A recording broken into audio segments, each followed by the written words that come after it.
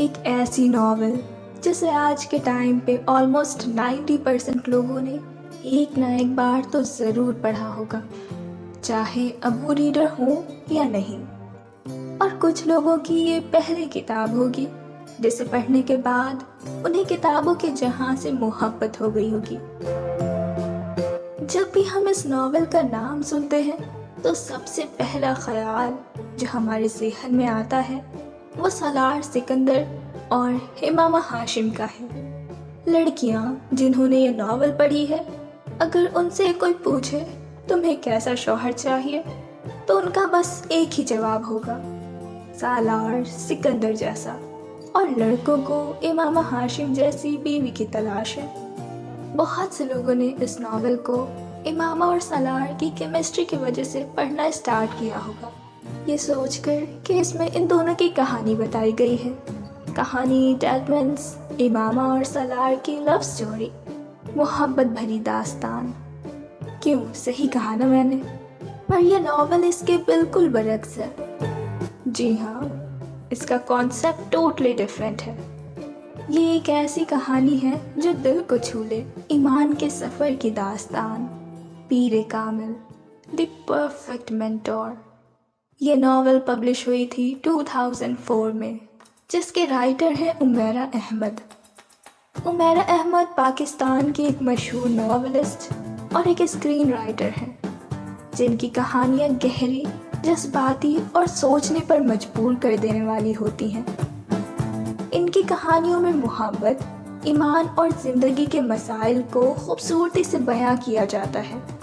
لوگوں کو ان کے ناولز اور ڈرامے خوب پسند آتے ہیں، اور آج میں بات کرنے والی ہوں ان کی سب سے مشہور ناول پیر کامل کی۔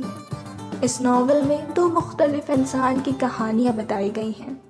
اسٹوری کا سب سے پہلا سین جہاں امامہ اور اس کی بیسٹ فرینڈ فری پیریڈ میں ایک دوسرے سے باتیں کر رہی تھی۔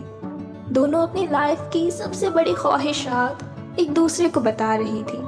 امامہ کی سب سے بڑی خواہش تھی کہ وہ پاکستان کی سب سے بڑی آئی اسپیشلسٹ بنے، اور جب اس کی فرینڈ جویریہ نے اسے اپنی سب سے بڑی خواہش بتائی تو امامہ کے چہرے کا رنگ اڑ گیا۔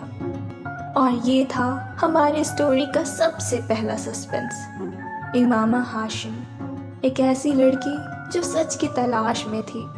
امامہ ایک احمدی خاندان سے تعلق رکھنے والی لڑکی تھی، جہاں لوگوں کا یہ ماننا تھا کہ پیغمبر محمد صلی اللہ علیہ وسلم کے بعد ان کا ایک نبی اس دنیا میں آئے گا، اور وہ لوگ پھر بھی اپنے آپ کو مسلمان کہتے تھے، جبکہ اسلام میں، قرآن میں یہ صاف صاف مینشن ہے کہ ہمارے آخری نبی پیغمبر محمد صلی اللہ علیہ وسلم ہیں۔ امامہ جب دین کو گہرائی سے سمجھنا اسٹارٹ کرتی ہے تو خدا نے اسے ہدایت دے دی۔ اسے پتہ چل چکا تھا کہ وہ اور اس کی فیملی غلط راستے پر ہیں، سو اس لیے امامہ نے سب سے چھپ کر اسلام قبول کر لیا۔ عمیرہ احمد نے یہاں پہ ایک بہت خوبصورت لائن لکھی ہے، ہدایت صرف انہیں دی جاتی ہے جو ہدایت چاہتے ہیں۔ امامہ نے ایک قدم بڑھایا اور خدا نے اسے تھام لیا، اور یہاں پر امامہ کی دوست کی سب سے بڑی خواہش پوری ہو جاتی ہے۔ اس لیے کہا جاتا ہے ہمارے فرینڈز ہماری لائف کا ایک امپورٹنٹ رول پلے کرتے ہیں، تو دوستی ہمیشہ سوچ سمجھ کر اور اچھے انسان سے کرنی چاہیے۔ جویریہ کی سب سے بڑی خواہش تھی کہ امامہ اور وہ دونوں ساتھ جنت میں جائیں، امامہ اسلام قبول کر لے۔ اب بات کرتے ہیں ہمارے ناول کے مین لیڈ کی، ہمارا ہیرو جو ہے سالار سکندر، ایک ذہین مگر گمراہ لڑکا۔ سالار جو ایک انتہائی ذہین مگر لاپرواہ اور خود غرض لڑکا ہے۔ اس کا IQ لیول 150 سے زیادہ تھا، لیکن وہ اپنی زندگی کے اصل مقصد سے ہی بے خبر رہتا ہے۔ اس کے لیے زندگی محض ایک ایڈونچر تھی، ایک پلے بوائے، امیر باپ کا بگڑا بیٹا جس نے 4 بار خودکشی کرنے کی بھی کوشش کی تھی، اور وہ بھی صرف اور صرف یہ جاننے کے لیے what is next to ecstasy. باقی مجھے نہیں لگتا اس سے زیادہ کچھ اور بتانے کی ضرورت ہے، کیونکہ آپ سب نے اس کردار کے بارے میں بہت سنا ہوگا۔ وقت گزرنے کے ساتھ ساتھ امامہ مشکل زندگی گزارتی ہے، مگر اپنے ایمان پر قائم رہتی ہے۔ دوسری طرف سالار کی زندگی بدل جاتی ہے۔ ایک دن ایسا واقعہ ہوتا ہے جو اسے جھنجھوڑ کر رکھ دیتا ہے، مارگلا ہیلز، اور اس کے بعد وہ بھی اللہ کے قریب ہو جاتا ہے۔ اسے اپنی غلطیوں کا احساس ہوتا ہے اور پھر اسلام کے راستے پر چل پڑتا ہے۔ یہاں پر میں ایک بات کہنا چاہوں گی۔ بہت سے لوگوں کو میں نے یہ کہتے سنا ہے کہ محبت نے سالار کو بدل دیا تھا، مگر آئی ڈونٹ تھنک سو۔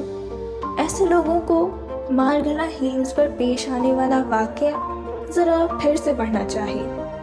وہ تو پہلے اسلام کے قریب آیا تھا، پھر جا کر اسے وہ بات سمجھ آئی تھی کہ وہ پچھتاوا نہیں، محبت ہے، جو اس کے دل میں امامہ سے نکاح کے بعد اللہ نے ڈالی تھی۔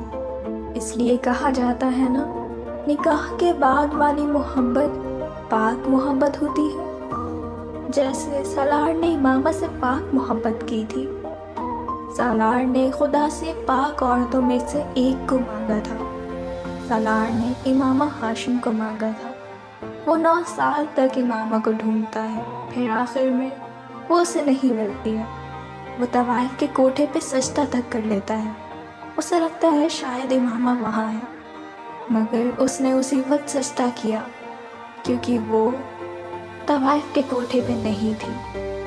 آخر میں کچھ ایسی سچویشن بن جاتی ہے جس کی وجہ سے سالار کو دوسری شادی کرنی پڑتی ہے، اور یہاں ہم ریڈرز کو لگتا ہے کہ اف، اب یہ کیا ہو رہا ہے، ایسا تو نہیں ہونا چاہیے تھا۔ پھر ہماری رائٹر اس میں تھوڑا سا تڑکا ڈالتی ہے۔ سالار کی شادی جس سے ہونے والی تھی، آمنہ، اس کا اصل نام امامہ تھا، وہی امامہ جس کی تلاش اسے 9 سال سے تھی۔ اور جب امامہ کو یہ بات پتہ چلتی ہے تو وہ اللہ سے کہتی ہے، اس نے تو صرف ایک خواہش کی تھی، بس ایک ہی چیز مانگی تھی، ایک صالح مرد، ایک ایسا انسان جو محمد صلی اللہ علیہ وسلم سے بہت محبت کرتا ہو، جو اللہ کے بہت قریب ہو۔ لیکن اللہ نے اس کی یہ دعا کیوں قبول نہیں کی؟ کیوں اس کے نصیب میں ایک صالح مرد نہیں دیا؟ آخر کیوں اسے سالار سکندر جیسا مرد ملا؟ امامہ کی اتنی دعاؤں کے باوجود بھی جلال انصر اسے نہیں مل سکا تھا، کیونکہ شاید وہ اس کی قدر نہیں کر پاتا۔ اللہ نے سالار کو اس کے نصیبوں میں لکھا، ایک صالح مرد بنا کر اس کی زندگی میں دوبارہ بھیجا، کیونکہ خدا کو یہ بہتر پتا تھا کہ امامہ کی قدر کون کر سکتا ہے اور کون نہیں۔ اللہ نے اسے جیسے تیسے انسان کو نہیں سونپا، بلکہ ایک بہترین شخص کے ہاتھوں سونپا، تاکہ جو 9 سال اس کی زندگی کے مشکل گزرے تھے وہ اسے بھلا پائے۔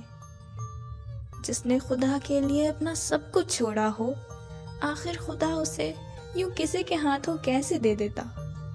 خدا نے تو امامہ کے لیے سالار کو چنا تھا، سالار کے دل میں اس کے لیے پاک محبت ڈالی تھی، اور یہ بات اب تک امامہ نہیں جانتی تھی۔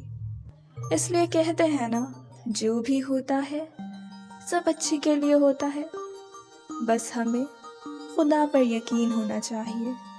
آخرکار امامہ جو زندگی کی مشقت سے گزری تھی، وہ سکون اور محبت پاتی ہے، اور سالار جس نے اتنے گناہ کیے، اس کے باوجود بھی اس کی دعا قبول کر لی گئی۔ گناہ گاروں کے لیے بھی معجزے ہوا کرتے ہیں۔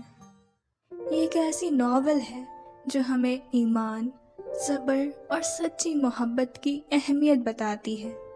یہ صرف ایک کہانی نہیں، بلکہ ایک پیغام ہے جو ہمیں زندگی، ایمان اور محبت کے بارے میں بہت کچھ سکھاتا ہے۔ پیر کامل ہمیں یہ سکھاتا ہے، ہدایت اللہ کے ہاتھ میں ہے، صرف دنیاوی کامیابی سب کچھ نہیں ہوتی، سچی محبت قربانیاں مانگتی ہیں، اور سب سے اہم بات، اللہ پر بھروسہ سب سے ضروری ہے۔